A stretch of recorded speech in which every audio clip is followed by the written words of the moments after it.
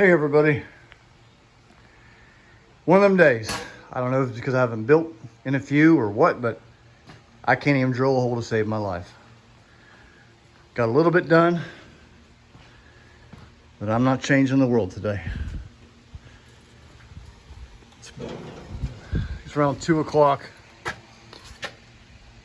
What is that, 95 degrees? Humidity's 20%. Here's what I've got done. My main excuse is I simply don't have any aluminum sheet to proceed with any of the big parts. I've been doing some serious studying of the Canopy, and I'm mentally committed to finishing the back. Just need to wake up earlier when it's a bit cooler out here. But then again, when I get to welding, I really don't care how hot it is outside. But expect to see that in the coming days if everything goes well. As you can see, my Grimes light came in.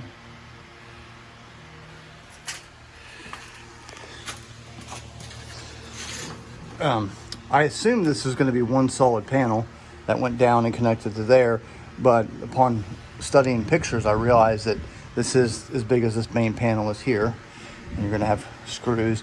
Another reason I can't proceed is these things need to have, I don't know what they're called, but they're riveted in on the other panel and they're threaded, so I got to get all those.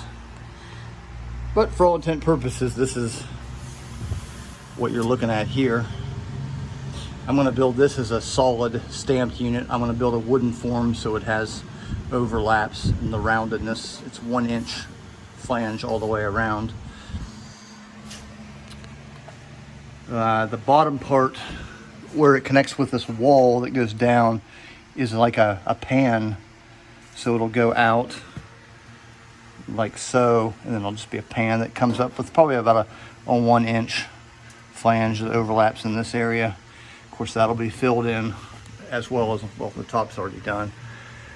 Yeah, it's a matter of getting the canopy pushed back ever so slightly, and then to get it where I'm happy with this. Did a lot of measuring last night, and I'm very happy with the way things are going. Hopefully I can get that wired somehow to get an LED bayonet base in there to, give me some light. If you're not familiar with the B-36, and it's something that I described earlier, is the B-36 features these doohickeys called clear glazing panels. I've been studying the B-36 religiously for 20 years now, and I thought I knew everything there was to know, but it turns out that I've also mentioned in earlier videos that they actually pumped hot air through these frames, and that's why they're hollow. They did it not everywhere. We'll start with the engineer. His clear vision panel was right here. So if you look on the B-36, it's got these hoses and this rounded like fairing that comes out, and this frame is one big part.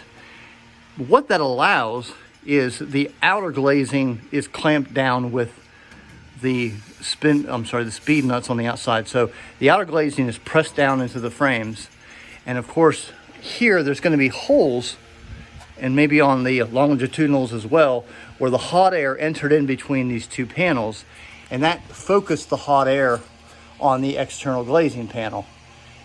Of course, condensation would be expected, so you'd want to remove that inner panel. That is called the clear vision panel. And they had little knobs on them, and there's a little sealant that, like weather stripping, that would allow it to pop up in there and come out easily. Now, I haven't, been able to experiment with that on a real airplane myself, but that's my theory because that's what everything points to.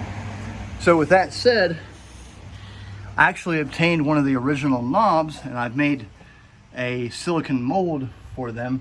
I don't have any clear resin, same reason I don't have any aluminum. I don't have any money. So I've gone ahead and made them out of the what resin I had on hand, but they just simply glue to that, and that would allow to just pop this whole panel out, of course leaving the external panel intact. and you can wipe away the condensation. You can see I've got 2 of them up there as well, but this whole thing took place on pretty much this entire front. So, and there as well. And I think they're positioned like there was one on there so you could reach in and pull it out rather than, yeah, because you couldn't pull it out because of the ground tractor wheel. So they're in various places, but if you look at pictures of old B-36s, they're in there. There'll be one there, there'll be one there, and there. But that's one of the details that my B-36 will feature that the museums do not.